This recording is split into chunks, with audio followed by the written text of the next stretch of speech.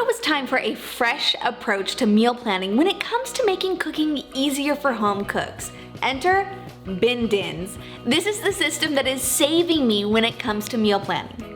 Let's break down how to save precious dinner time minutes when it comes to organizing and prepping ingredients.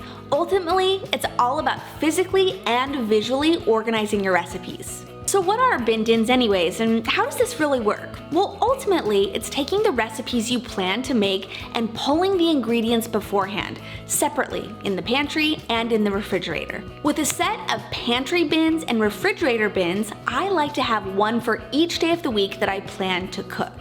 Each day, I pull out the daily bin from both the fridge and the pantry at dinner time. By having all of the ingredients organized, it makes the whole process feel more manageable. The bins can also be organized by recipe rather than the day of the week. Simply use a dry erase label and you can swap those out as you change your recipes. To get started, you'll want to map out your meal plan for the week ahead.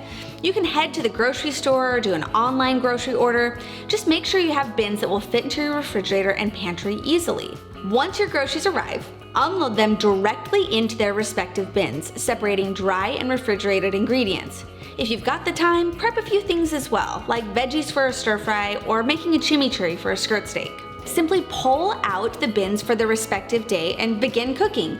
You'll shave off precious minutes by having all of the ingredients pulled together from the get-go. Before meal planning for the next week, remember to shop your kitchen for ingredients you have on hand that you'd like to use up and then load them directly into your bin dins.